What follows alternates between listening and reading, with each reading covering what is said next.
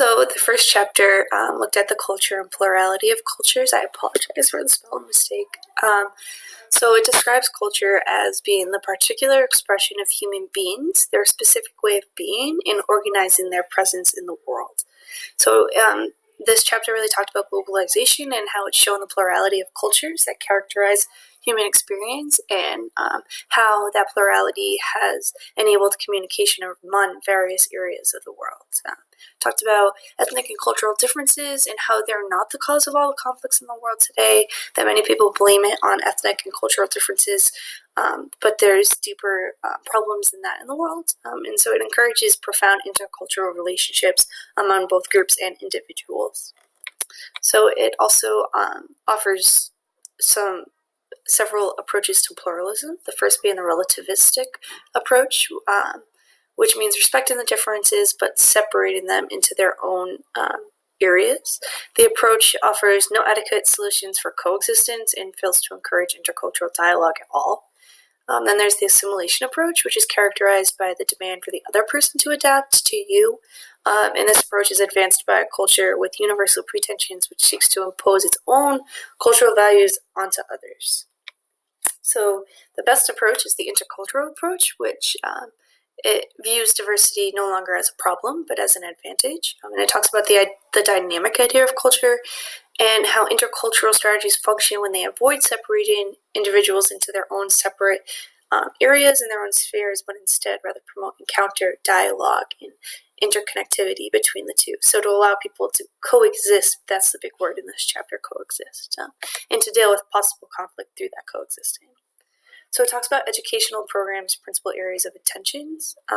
This is what it says that Catholic schools should have to focus on this interculture dialogue, and it includes the criterion of the Catholic identity, building up a common vision, being open to globalization, being aware of ourselves and our own cultures while being respectful of other cultures and religion, seeking to form strong personal identities, as well as integrating ourselves with others, and promoting a sense of sensitivity, awareness, and competence when talking about intercultural aspects of the world.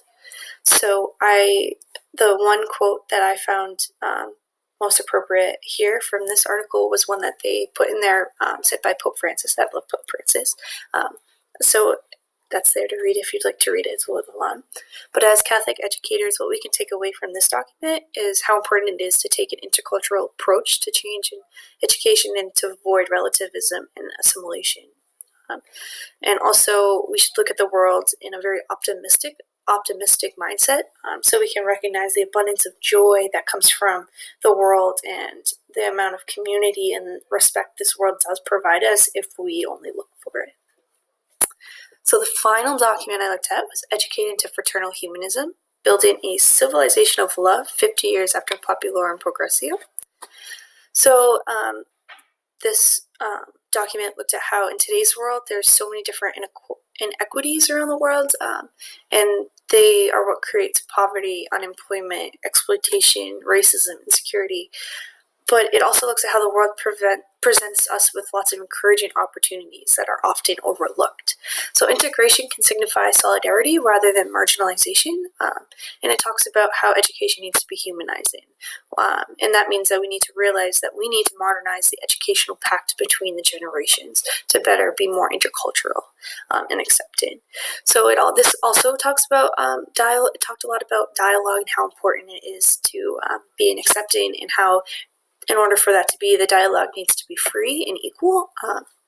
So it says that by establishing educational and pedagogical relationships that form to Christian love, that create groups based on solidarity instead of that marginalization we talked about, it looks at common good being connected virtuously to the good of each of their components. And this transforms the content of knowledge to the full realization of the person and his or her belonging to humanity, not just to a certain culture.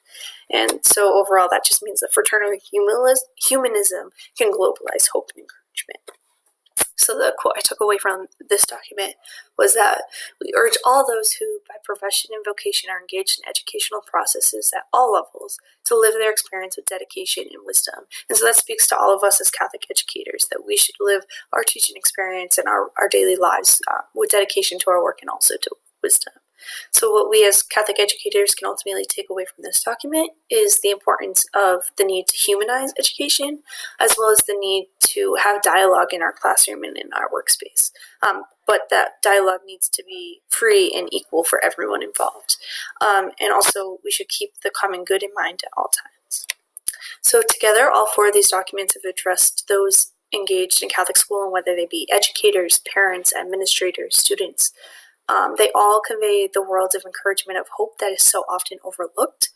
And it acknowledges that the world is always changing around us, and that constant change brings a lot of problems with it, but that through intercultural dialogue and being open and aware to what's around us, as well as staying grounded in our own faith and culture, we can overcome those problems. And it's important that we as Catholic educators learn about these documents, because all of what it is saying is something we all need to recognize.